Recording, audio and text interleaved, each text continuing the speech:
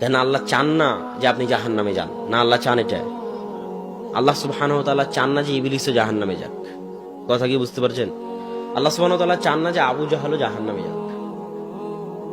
আল্লাহ চান না যে আপনিও জাহান্নামে যান।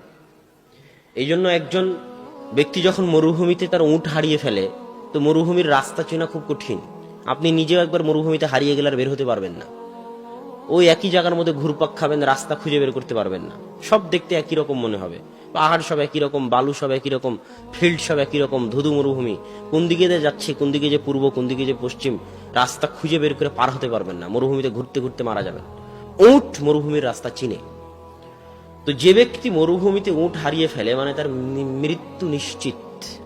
একজন ব্যক্তি মরুভূমিতে উট হারিয়ে ফেলে নিজের মৃত্যুকে নিশ্চিত মনে করে যে এই মরুভূমিতে আমার তো বাঁচার পথ নাই, আমি তো আমার উটকে হারিয়ে ফেলেছি, তো মরতে যখন হবেই তাহলে একটু বিশ্রাম করি, এখান থেকে আমার বাঁচার কোনো পথ নাই। সে শুয়ে বিশ্রাম করতেছে, ঘুম থেকে উঠে বিশ্রাম থেকে উঠে দেখে তার পাশে তার উটটা দাঁড়িয়ে আছে, হারানো উটটা। তো জীবন ফিরে পেলে মানুষ যেমন আনন্দিত হয়, সে মৃত্যুর মুখ থেকে ফিরে এসে আনন্দের ঠেলায় বলতেছে, খুশির ঠেলায় বলতেছে যে আল্লাহ তুমি আমার বান্দা, আমি তোমার রব। বাক্য উল্টা করে দিয়েছে, মানে খুশির ঠেলায় হিতাহিত জ্ঞান হারিয়ে ফেলেছে। তো আল্লাহ সুবহানাহু ওয়া তাআলা বলতেছেন, এই মানুষটা মৃত্যুর মুখ থেকে ফিরে এসে যতটা না আনন্দিত, আমার কোনো বান্দা যে আমার সাথে সম্পর্ক রক্ষা করেনি দুনিয়াতে যাওয়ার পরে। আপনাদের কয়জনের দাবি করতে পারবেন আল্লাহর সাথে সম্পর্ক আছে? কয়জন? সালাত আদায় না করলে আল্লাহর সাথে সম্পর্ক থাকে?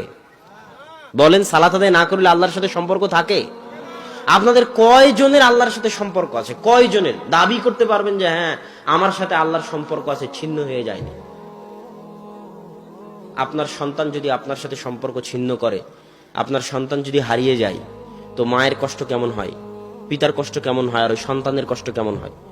ইউসুফ আলাইহিসসালাম কোথায় 20-25 বছর হারিয়ে গেছেন, বাপ জানেই না ইউসুফ কোথায়। কাঁদতে কাঁদতে ইয়াকুব আলাইহিসসালামের চোখ পর্যন্ত অন্ধ হয়ে গেছে, তো বাপ কষ্টে আছে না নাই? তো সন্তানকে হারিয়ে ইয়াকুব আলাইহিসসালাম যত কষ্টে আছে, আপনি আপনার সন্তানকে হারিয়ে যত কষ্টে থাকবেন।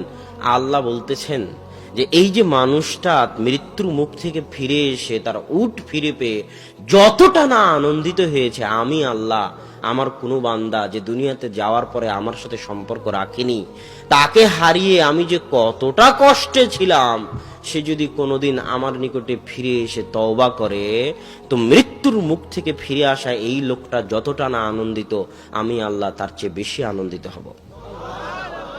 তারপরেও কি আপনি চাইবেন না আল্লাহর দিকে ফিরে যেতে?